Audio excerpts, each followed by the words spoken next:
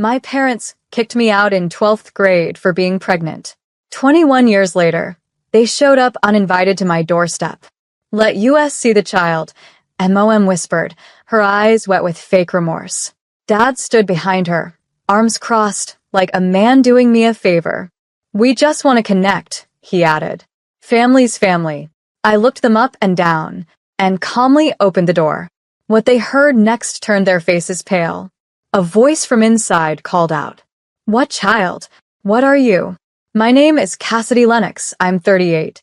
And if you think you know how this ends, stay tuned. What happens when the ones who abandon you suddenly beg to be included in the ending they never earned? The air between us cracked with the weight of time. I could hear the microwave humming inside, the faint click of a teacup being set down. But their eyes were darting, trying to see past me into a home that had been built without them. No photos of a child on the walls.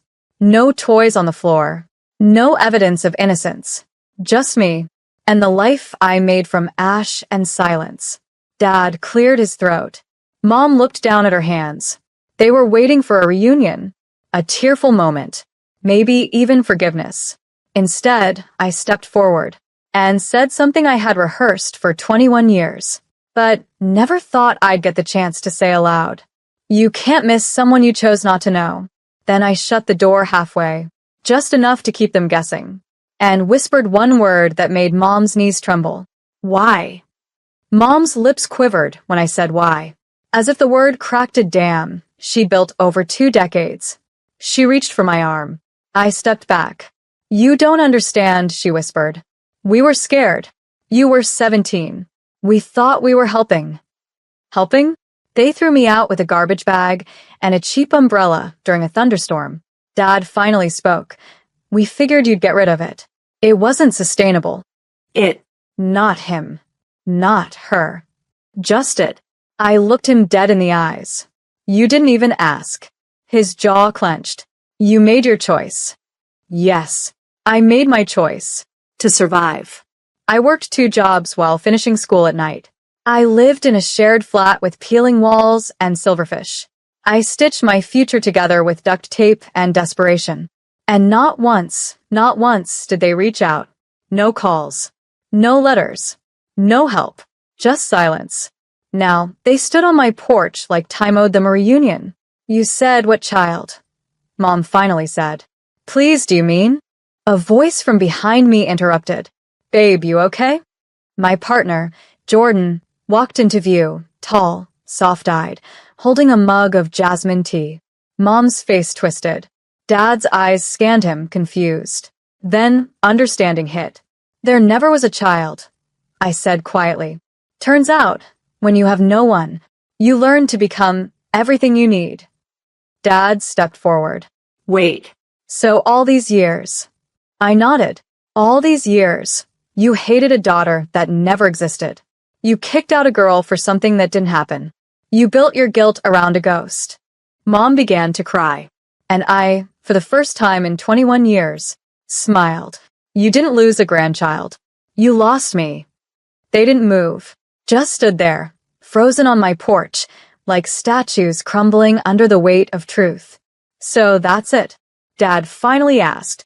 You just cut us out? I tilted my head. You cut me out first. Remember? Mom clutched her purse tighter, her voice suddenly brittle. But we're still your parents. Blood doesn't disappear. I stepped forward, letting the silence grow teeth. You're right, I said. Blood doesn't disappear, but wounds scar over when left untreated. Jordan stayed beside me, quiet, hand warm on my back. We thought we were doing what was best, Mom murmured. We thought you'd come back. I laughed. It slipped out like air after drowning. You expected me to come back? After being told I was a mistake? A shameful secret. They had once told my friends I went to boarding school. Told the neighbors I moved abroad. Told themselves I'd failed. But I didn't. I built a life without them. A home with no ghosts. A love with no conditions. You lost the right to see how strong I became, I whispered. You lost the right to be proud. Dad looked down. His voice cracked. We were wrong. I nodded. Yes, you were. Then I gently closed the door. Inside, Jordan wrapped me in silence, and we stood in the hallway, letting the moment settle. My phone buzzed. Unknown number. You're still our daughter. We still love you. I stared at it, then blocked it. Because love that abandons you isn't love. It's leverage. And I had finally learned to stop renting space to ghosts. The next morning, a letter was taped to my gate.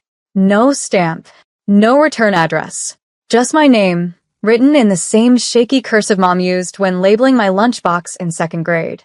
I opened it with steady hands. You're being cruel. Jordan didn't deserve to grow up without grandparents. We were trying to protect the family's reputation.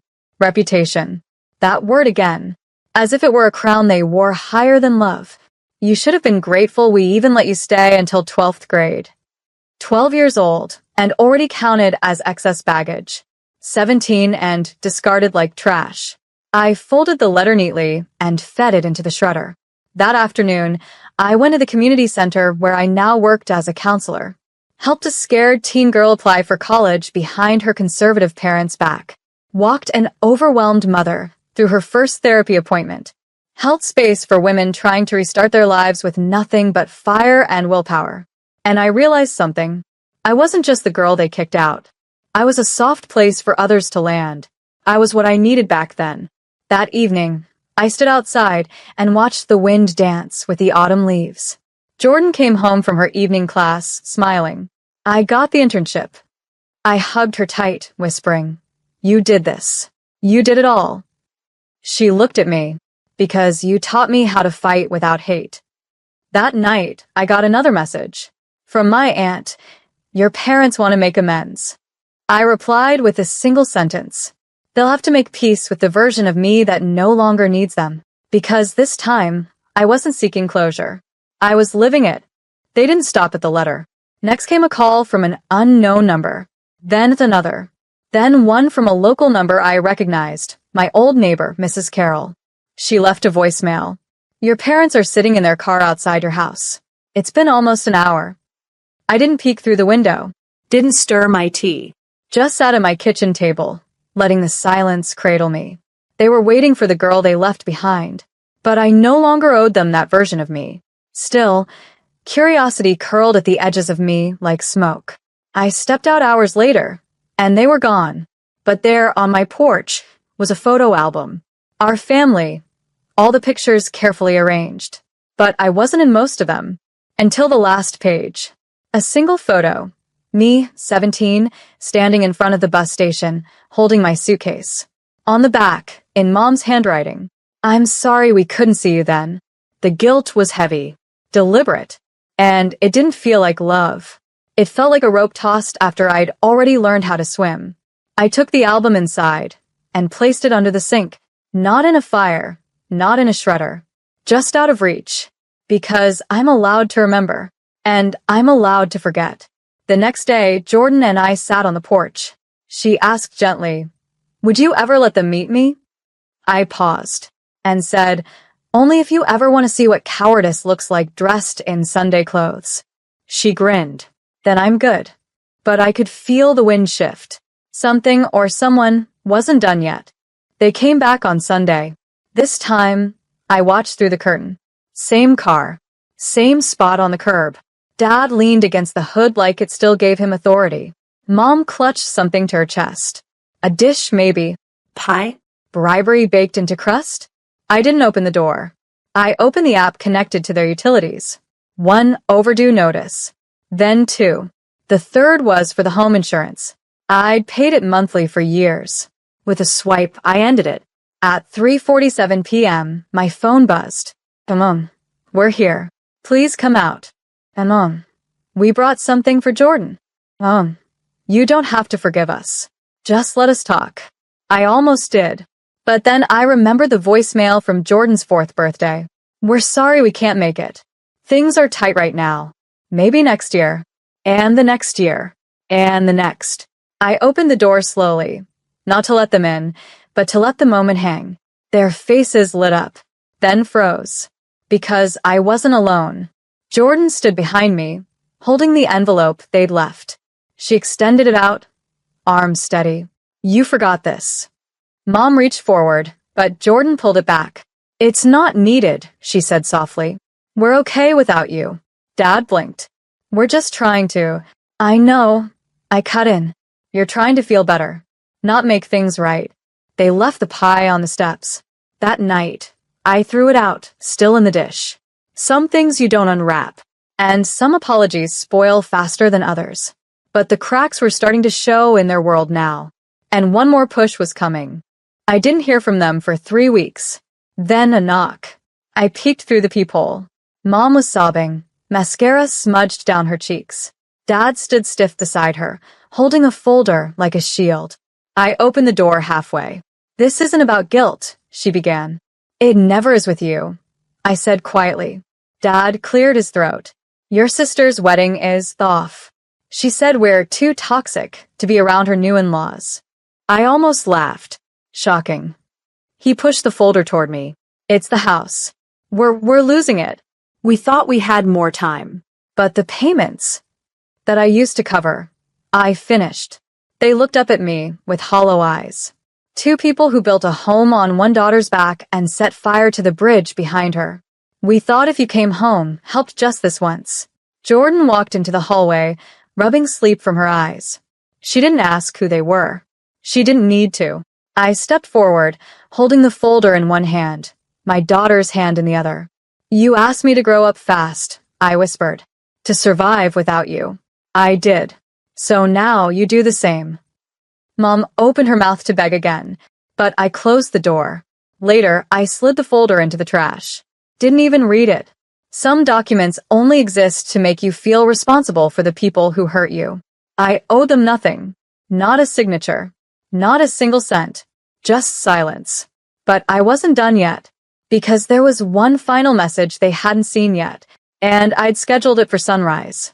At 6:55 a.m., the sun poured across the windows of their crumbling porch. And at 7 o'clock sharp, every single contact in their neighborhood group chat received a notification. To whom it may concern, the mortgage guarantor has been withdrawn. The co-signer is no longer affiliated. Any requests for financial support should be directed to the homeowners. Warm regards, Jordan and me. It wasn't vindictive. It was clarifying. Because sometimes the only way to heal is to return what doesn't belong to you. Like misplaced guilt. Like forced responsibility. Jordan sat beside me on the couch, legs crossed, reading a book on her own birthday. Do you think they'll come again? She asked softly. I looked at her, brighter than the house I grew up in. Wiser than I had been at that age. No, I said. They only show up when they need something. She nodded, brushing crumbs off the couch. I'm glad they didn't come today. Me too. Because birthdays weren't about balloons or noise. They were about being seen. And this time Jordan was fully. I'd ordered a cake, her favorite, lemon with lavender icing. I even got the name spelled right. And as we sliced it together, I realized I didn't miss them. Not their apologies, their excuses, their silence. I only missed who I wished they had been. But that version of them? It never existed. And I no longer needed to perform grief for the absence of a fantasy. I lit the candles. Jordan made a wish. And for once, I did too. A small one. For peace. For truth. For never shrinking again, just to be tolerated. And in that moment, I felt the first breath of freedom I hadn't tasted in years.